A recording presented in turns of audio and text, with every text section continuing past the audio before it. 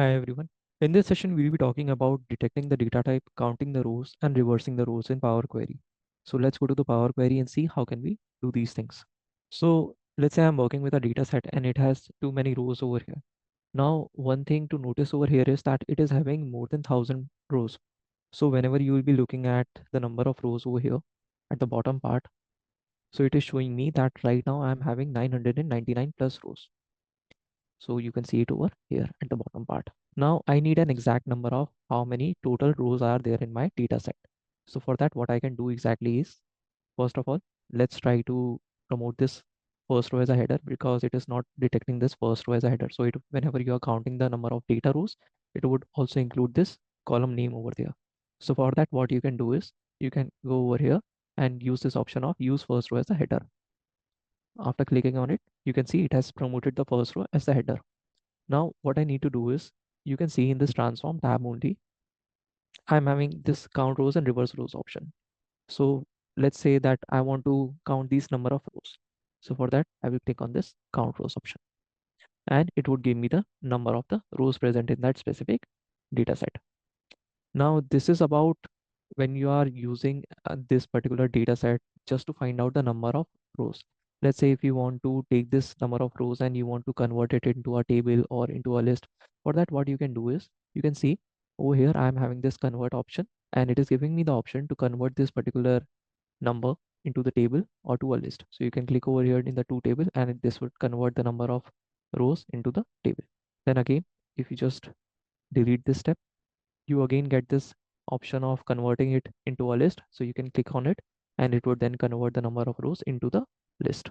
So let's say if you just want to see it as a number and you don't want to convert it into a table or list, you can just delete this step and you have already found out the number of rows. So this is typically done when you are having too many rows over here and you just need to find out the number of rows that are present in your data set.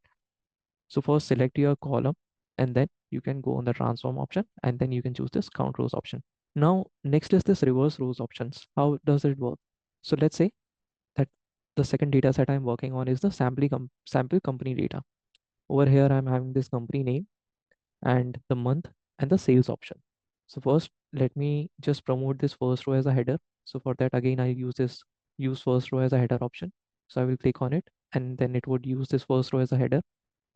Now, what I can do is, so if I scroll down, you can see that I'm having the company A, B, C, D, E, F, G, and H data. And all this data is for the whole year. So also I'm having these months listed over here. It is starting from January and it is going till December. Now I want this in reverse order. So for that, what I can do is I can choose any column and I will use this reverse rows options. And now you can see it has reversed these rows for me. So the row that was appearing the last of the data set would be moved towards the first part of the data set. So in this way, you can reverse these data sets. Now, again, I will just delete this step and I will delete this step also. And I will also delete the step where I promoted the first row as the header. So now let's say that this particular data set has been imported and you simply just promote this first row as a header. Now, sometimes the difficult part is that it is not able to identify the correct data type for this particular column. You can see this sales is having all the numbers over here, but it is trying to identify it as particular text. So for that, we have two options. The first option is you can click on this part and you can choose the appropriate data type.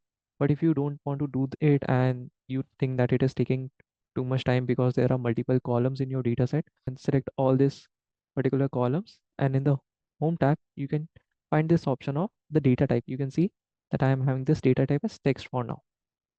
So this is one way to just look at the data type of your particular columns over here. The next part is how can you detect the appropriate data type. For that, you can go in the transform option. And over here, we are having this detect data type option. So you can click on it and you will see that it has now converted these particular columns to the appropriate data type. It has chose what kind of data type is present in that particular column and it would give you the value accordingly. Now, when you do the column profiling, you will also see that there are few errors and few null values also present in this particular column. So we have already talked about these parts whenever we were talking about the column profiling option. So you can go in the view option and you can see the column quality. And here you can see this particular column is having some empty values as well. So in the upcoming sessions, we will be talking about how can we fill these values and how can we replace these values. Thank you.